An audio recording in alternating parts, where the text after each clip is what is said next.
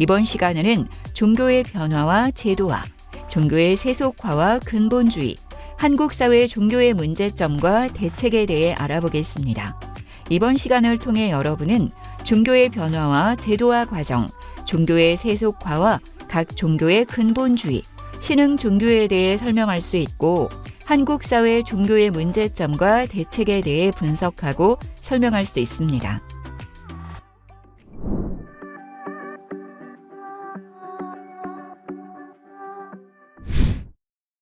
안녕하세요, 여러분. 반갑습니다. 간호학과 김희진 교수입니다. 지난 시간에 이어서 종교에 대해서 계속 이야기해 볼 텐데요. 종교가 인간의 삶이 변하면서 어떻게 변해왔는지, 어떻게 인간의 삶에 뿌리 내리게 되었는지 살펴볼 것이고, 그 과정에서 발생한 세속화와 근본주의에 대해서 알아보겠습니다. 그리고 마지막에는 우리나라 종교의 문제점과 대책에 대해서도 이야기 나누어 보겠습니다. 마르크스는 사회 구조를 상부 구조와 하부 구조로 나누었는데요.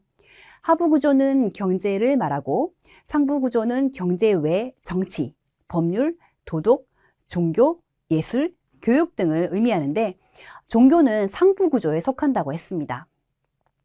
마르크스는 유물론자로서 하부 구조인 경제가 사회 구조의 뿌리라고 보았습니다. 따라서 종교를 부정적인 시선으로 바라보았는데요. 종교는 사회의 경제 질서를 반영하는 인간의 의식일 뿐이므로 생산관계가 변하면 종교도 변한다고 보았습니다.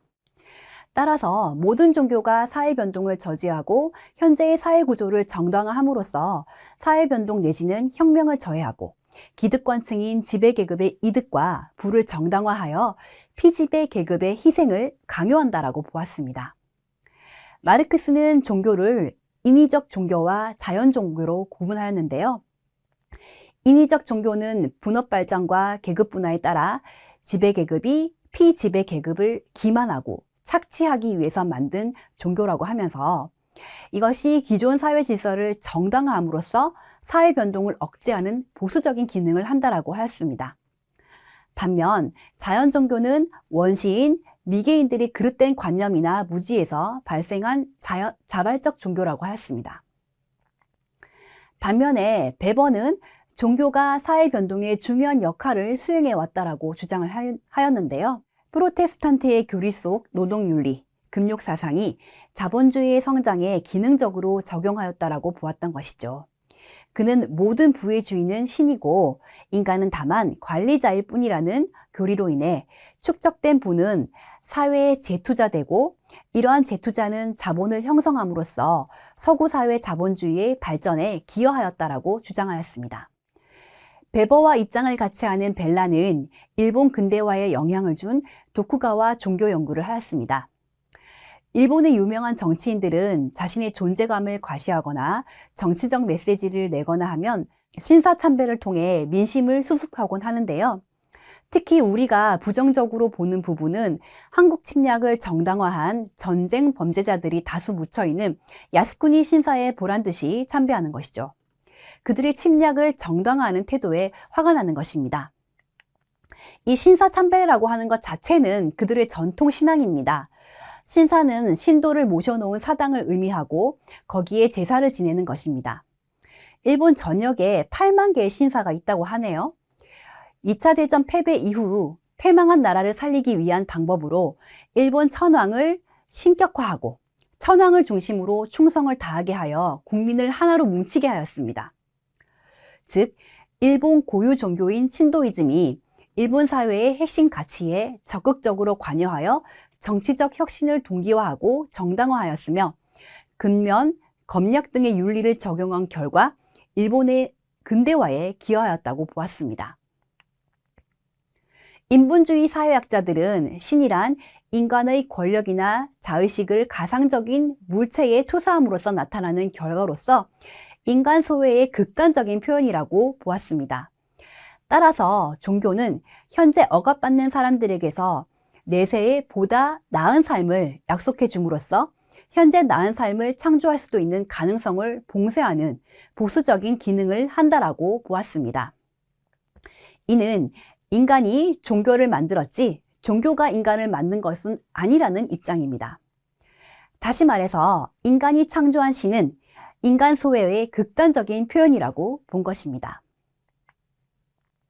한편 남미의 급진적인 신학자들 사이에서는 성직자들의 예언자적 역할을 강조함으로써 종교가 가치관의 혼란과 도덕의 부패를 방지하고 부당한 권력에 대항하여 저항할 수 있는 세력으로 보았는데요. 즉, 종교가 사회 변혁을 주도하는 혁신적인 기능을 할 수 있다고 한 것입니다. 그런데 종교가 보수적인가 혁신적인가는 그 종교가 기반을 두고 있는 사회 전체의 구조적 특성을 고려해야 합니다. 어떤 사회에서는 종교는 혁신적인 역할을 하기도 하지만 또 어떤 사회에서는 변화를 방해하는 보수적인 역할을 하기도 하는 것이죠. 종교 제도도 다른 집단과 마찬가지로 조직이 정비되고 행위의 규범이 체계화되는 제도화의 과정을 거치는데요. 처음에는 종교가 발생할 때에는 뜻이 맞는 사람들 소수가 모여서 소집단을 형성하고 그들 나름대로의 의식을 행합니다. 그런데 추종자가 늘어나면서 공동체로 확대가 되면 그 집단을 효율적으로 조직화하고 운영해야 되기 때문에 조직의 기본 요소를 갖추게 되고 시스템화됩니다.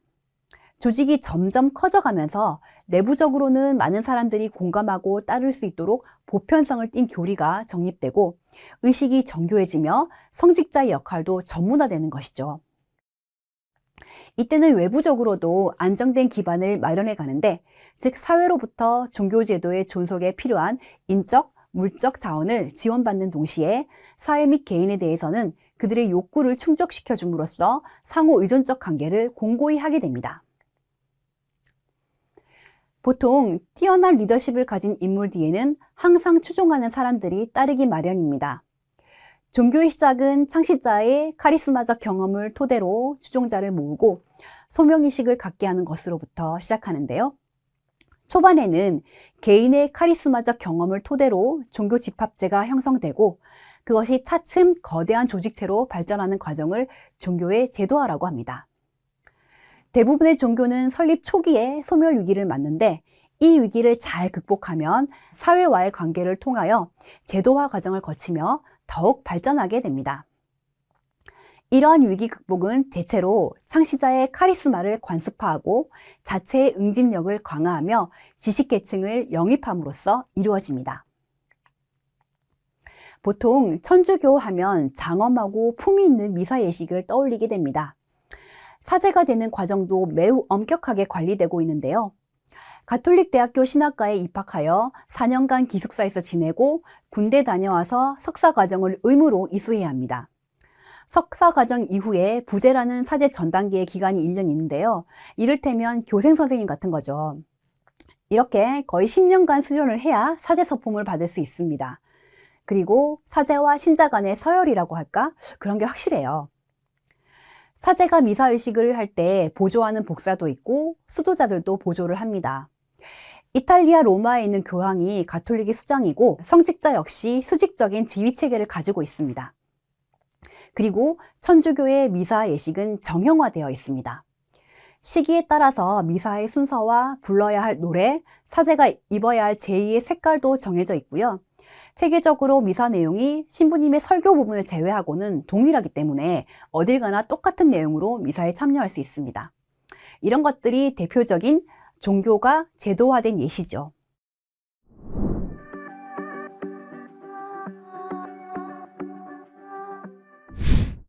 종교의 세속화라는 용어는 구교와 신교의 전쟁이라 일컫는 30년 전쟁 후 1648년에 체결된 베스트팔렌 조약에서 유래하는데요.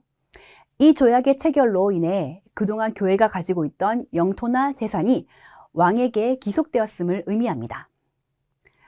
버거는 사회, 문화가 종교제도 및 종교적 상징의 지배에서 벗어나는 과정을 세속화다라고 하였고, 윌슨은 초자연적인 실체나 법칙에 관한 확신이 옅어지면서 사회에 대한 교회와 같은 종교제도의 종교 영향력이 감퇴되는 현상을 세속화라고 하였습니다.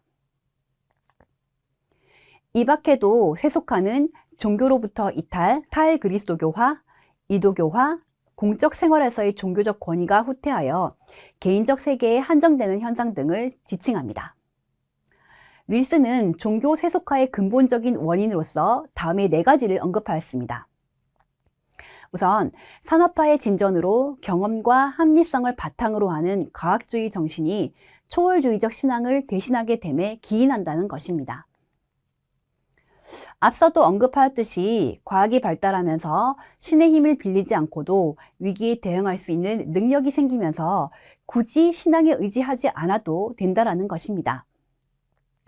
두 번째로 산업화에 따라 강화되는 국가의 지배력이 종교의 권위를 상대적으로 약화시켜 종교를 상징적인 수준으로 국한시킴에 기인한다는 것입니다. 과거에는 재정일치 사회였기 때문에 제사장은 곧 정치적 우두머리였습니다. 그러나 오늘날의 사회는 재정분리 사회로서 국가의 지배력이 강화되면서 그 권력을 유지하기 위해서 상대적으로 종교의 영향력을 줄일 수밖에 없는 것이죠. 세 번째, 산업사회에 점증되는 공리주의적이고 현세적인 가치관이 내세적 가치 대신 현세적 가치에 대한 관심을 고조시킴에 기인한다는 것입니다. 앞서 종교는 현재 억압받는 사람들에게 내세에 보다 나은 삶을 약속해 준다라고 하였는데요. 과거에는 이것이 삶의 위로나 희망이 되었지만 현세 사회에서는 지금 현재 내가 잘 먹고 잘 사는 게 중요하기 때문에 종교가 더 이상 위로가 될 수 없다는 것이죠. 네 번째, 지역적, 사회적 이동의 증대로 인해 종교적 심성이 안주할 수 있는 공동체적 기반이 상실됨에 기인한다는 것입니다. 과거에는 태어난 곳에서 죽을 때까지 사는 경우가 많았기 때문에 종교적 공동체를 형성해서 계속적인 교류를 할 수 있었지만 최근에는 직업적인 문제로 이동이 빈번하여 안정적인 종교 공동체를 만들기가 어려워졌습니다. 벨라는 미국 사회가 다양한 인종으로 구성되어 있고 고도의 산업화 과정을 걷고 있지만 민주주의와 사회통합의 근원이 종교적 상징체계에 있다고 보았습니다. 그는 미국 대통령 취임 연설을 분석해보면 메시아적이고 출애굽기적인 선민 사상이 내포되어 있다고 강조합니다. 미국은 국교는 없지만 메시아적 종말론을 강조하는 시민 종교가 존재하는데 이것이 미국 사회의 민주주의를 지탱하고 국민을 통합하는 원천이 된다고 설명하였습니다. 미국 정치인들은 연설 중에 신을 자주 호칭을 하는데요. 신이라는 말로 뒷받침하려는 그들의 정치적 주장은 기존의 전통적인 종교적 덕목과는 다른 세속적 가치를 지향하는 것이며 신은 십계를 의미하는 신이 아니라 자유, 평등, 인권, 복지 등을 의미하는 신이라는 것입니다. 루크만은 산업사회에서는 사회성원들 사이의 연대성이 단절됨으로써 자신만의 신념이나 우상, 목표를 삼는 경향이 높아지므로 개인 종교 혹은 보이지 않는 종교의 형태로 변화됩니다. 다음은 신흥 종교, 이른바 사이비 종교에 대해서 알아보겠습니다. 한국의 신흥 종교는 유교의 퇴행 이후 다양한 종교의 각축전 속에서 생겨난 것으로 기성 종교인 제도 종교로부터 소외된 사람들이 믿는 성향이 강합니다. 또한 IMF로부터 야기된 사회적 불안, 종교 자체의 광기, 광신성의 내재에 기인한다고 보았습니다. 일반적으로 사이비 종교에 왜 빠지는 거지? 이해할 수 없다라는 생각이 들 수도 있는데요. 절망 속에 빠진 사람들이 지푸라기라도 잡고 싶을 때 그럴듯하게 다가오면 혹할 수밖에 없는 것이죠. 특히 사회가 혼란하거나 무질서할 때, 병든 사회, 상대적 박탈감이 만연할 때, 제도 종교와 기성 종교의 권위주의와 급격한 사회 변동과 사회 병리 현상이 팽배할 때 그 틈을 파고들게 되고 그것을 믿는 사람의 수가 증가됩니다. 그런데 우리가 사이비라는 뜻은 겉으로 보기에는 비슷하지만 근본적으로는 아주 다른 것을 의미하는데요. 한마디로 무늬만 종교이지 실제로는 종교의 긍정적인 역할을 하지 못하기 때문에 사회적인 문제가 됩니다. 그렇다면 신흥 종교의 문제를 구체적으로 살펴볼까요? 우선 종교의 가치는 사람들이 믿고 의지하도록 이끄는 매력적이고 윤리적인 교리입니다. 그런데 신흥 종교는 그 자체의 교리가 비윤리성을 띠고 있어서 상식적으로 납득하기 어려운 경우가 많습니다. 그리고 가장 문제가 되는 것이 종교 지도자의 비도덕성인데요. 뉴스에서 신흥 종교의 교주가 신자의 재산을 탈취하거나 속여서 다른 나라 농장에 팔아버린다던가 여성 신도들을 강간하는 등 범죄에 해당하는 행위를 하는데 그것이 여러 가지 이유로 묻혀버리는 경우가 많습니다. 그리고 반사회적 종말론과 극단적인 구원에 대한 맹신과 독선이 있으며 자기 공동체에 대한 절대적인 순종과 단결, 배타적인 인간관계로 인해 타인에게 피해를 주는 경우가 많습니다. 2020년 코로나 초반기에 감염자가 소수이던 시절에 신천지라는 신흥 종교가 대구에서 대규모의 집회를 하면서 이후로 폭발적으로 감염자가 증가했던 적이 있었죠. 이 종교는 그리스도교에서 파생된 신흥 종교인데요. 극단적인 종말론을 교리로 하고 있고 교주를 믿지 않는 것은 예수를 믿지 않는 것이라고 간주합니다. 그런가 하면 근본주의라고 하는 것도 있습니다. 근본주의란 말 그대로 근본, 근원을 중시한다는 뜻으로 일련의 원칙이나 신념을 엄격하게 고수하는 것으로서 종교 집단이 기본 경전이나 교본을 잣대로 해석해야 한다라고 주장하는 태도를 말합니다. 이를테면 성서에 예수가 너희는 내 피를 받아 먹어라. 이는 너희를 위한 내 살과 피이니라. 이런 말이 있는데 여기서 살과 피는 진짜 살과 피가 아니라 말씀, 가르침을 뜻하는 것인데 말 그대로 해석하는 것이죠. 이런 식으로 해석을 할 경우에 어떤 문제가 생길까요? 경전의 다양한 해석을 인정하지 않음으로써 하나의 세계관만 인정하게 됩니다. 다른 생각의 여지를 막아버리고 경전의 해석을 할 수 있는 특권층에 대한 권한이 강화되는 결과를 낳게 됩니다. 근본주의는 1970년대 이후 근대화로 인해 핵가족, 남성의 여성 지배 등 사회의 전통적인 요소들이 약화되면서 전통적 신념을 수호하기 위해 등장하였습니다. 대표적으로 이슬람과 그리스도교의 근본주의에 대해서 간략하게 살펴보겠습니다. 이슬람의 근본주의는 이슬람 교리를 정치, 사회 질서의 기본으로 삼아 이슬람교의 원점으로 돌아갈 것을 주장하는 운동입니다. 이슬람 세계는 19세기의 서양 제국주의 세력의 침략을 받으면서 그들 내부로부터 역사에 대한 반성과 자각으로부터 시작되었습니다. 그 내용은 향락과 물질을 숭배하는 서양 문명을 거부하고 원시 이슬람교의 순결한 정신과 엄격한 도덕으로 돌아감으로써 이슬람 사회가 재생할 수 있다라고 주장한 것입니다. 이슬람의 근본주의는 현재의 세속 정권을 무너뜨리고 이슬람교 경전인 코란을 헌법으로 삼는 이슬람 공화국 창설을 하는 것이 최대의 목표입니다. 대표적으로 살라피아, 즉 살라피 운동이 있는데요.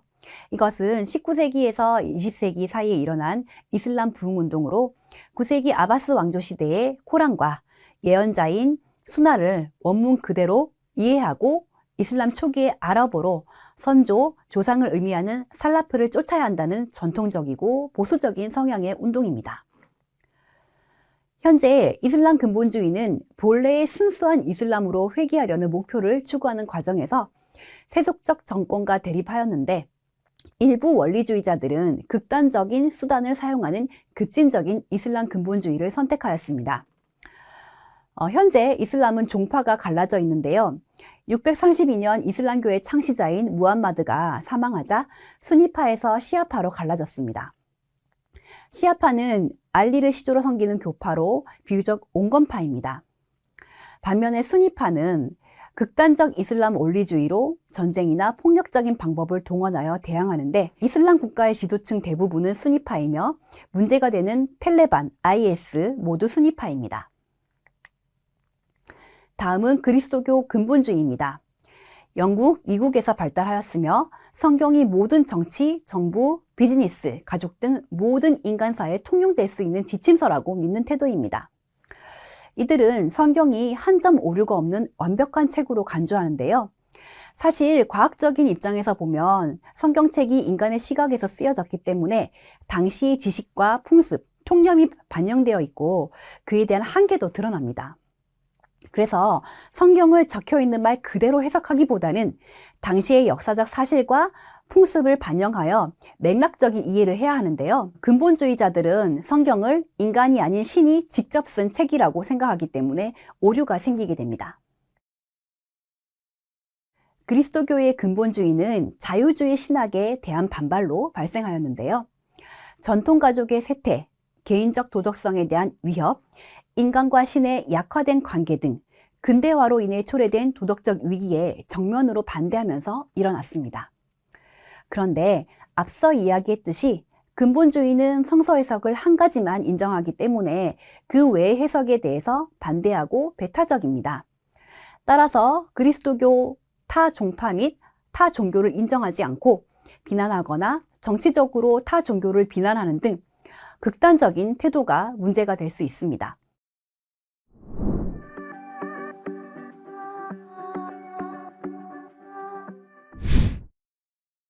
우리나라는 전통적으로 불교를 숭상하고 유교를 사상적 이념으로 받아들였었는데요. 서구에 발달된 제도들이 도입되고 정치적, 경제적, 사회적 변화 속에서 그리스도교로 대변되는 서양의 종교가 우리 삶에 영향력을 미치기 시작했습니다. 정치적으로는 1960년대 이후 군부의 독재 정권에 심리적인 긴장과 불안이 심화되던 시기에 종교가 안정감과 복지감을 마련해 주면서 성장하였고 1960년대 이후 급격한 경제 성장을 이루었으나 경제적 불평등이 심화된 상황에서 종교가 희망과 용기를 북돋아 줌으로써 상대적 박탈감에 대한 위안을 주었으며 산업화로 인해 급격한 도시화 과정을 겪으면서 공동체성의 붕괴와 정체성 상실을 초래하였을 때 종교가 공동체성과 정체성을 마련해 주면서 급격하게 성장하였습니다. 그러나 1990년대에 들어서면서 종교가 쇠퇴하기 시작했는데 그 이유를 살펴보면 여가산업이 발달하면서 현대인의 긴장 해소 및 정신적 치유의 수단이 되고 개인적 위기 극복이 대안이 되었기 때문에 과거의 종교로부터 얻을 수 있었던 것을 대체 종교에서 얻을 수 있기 때문에 굳이 종교에 의지할 필요가 없어진 것입니다. 경제가 성장하면서 생존 문제의 절박성에 대한 보상 효과가 있는 종교의 기대 심리가 상대적으로 감소하면서 사회 경제적 동기가 약화되었고 정치적 안정화와 민주화가 이루어질수록 정치적 긴장과 불안, 공포와 불안 감소, 종교를 통하여 문제를 해결하려는 사회 심리적인 동기가 약화되었기 때문에 종교에 대한 관심이나 열망이 옅어지는 것이죠. 마지막으로 한국 종교의 문제점과 대책에 대해서 살펴보겠습니다. 우선 종교가 제도화되면서 종교 조직 자체가 거대화되면서 권력을 행사할 수 있는 조직이 되었습니다. 종교가 조직화되면서 엄격한 서열 제도가 확립되고 자본주의와 영합하여 물질 이익을 추구하게 되었습니다. 그리고 헌금의 10% 미만을 사회봉사에 쓰는 것으로 나타나 종교 본연의 자세에서 상당히 어긋남을 보여주고 있는 실정입니다. 또한 정치 세력과 결탁하거나 종교가 정치적 사회적 문제에 지나치게 많은 관심을 보여주고 있습니다. 선거철만 되면 교회나 성당, 절에 정치인들이 유권자를 만나러 옵니다. 평소에는 볼 수도 없는 사람들인데 선거 시즌에는 항상 성실하고 신앙심 깊은 신자로 둔갑해서 표를 호소하고 선거가 끝나면 언제 그랬냐는 듯이 사라집니다.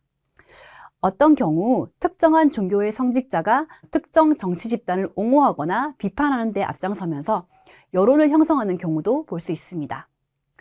종교가 수익 사업에 지나치게 열을 올려 비즈니스맨에 가까운 모습을 보이기도 하고 타 종교를 인정하지 않는 배타적인 선교, 파벌주의, 집단 이기주의, 불투명한 재정관리, 부동산 투기의 모습을 보이기도 합니다. 예전에 유키즈 온 더 블럭에 스님, 목사님, 신부님이 함께 출연한 적이 있었는데요. 이런저런 이야기를 하다가 개신교의 너무나도 적극적인 선교에 대한 이야기가 나왔습니다. 심지어는 목사님에게도 종교하려고 하고 내가 목사다 이렇게 얘기를 해도 믿지 않더라. 그리고 머리 깎고 승복 입고 지나가는 스님들을 붙잡고 개종하려고 했다는 이야기도 나오더라고요. 열성적으로 자신의 종교를 홍보하고 종교하는 것은 좋으나 내가 내 종교에 대한 확신이 있는 만큼 다른 사람들도 자신이 믿는 종교에 대한 확신이 있기 때문에 종교를 강요하는 것은 굉장히 신뢰되는 일이고 무례한 일이며 타 종교와 갈등을 야기하게 됩니다. 따라서 가난, 질병, 슬픔, 고통으로 가득 찬 삶을 힘겹게 살아가는 사람들, 희망 없이 살아가는 사람들, 사회적으로 소외된 자, 불우한 이웃들을 도와야 하는 종교 본연의 모습과 정신, 즉 나눔과 베품, 돌봄, 치유로 돌아가는 초심의 자세가 더욱 필요하게 되었습니다. 이를 토대로 하여 정치 및 사회와의 거리를 유지하고 물량적인 성장주의를 지향하며 재정관리의 투명성을 제고하고 교역자 양성기관의 요건을 강화시키며 타 종교를 배려하거나 종교 간의 대화를 위한 주기적인 모임 등이 필요한 상황인 것이죠. 이번 시간에는 종교에 대해서 살펴보았습니다. 다음 시간에는 일탈과 범죄에 대해서 살펴보겠습니다. 긴 시간 수고 많으셨습니다. 이번 시간에 학습한 내용을 확인해 보시기 바랍니다.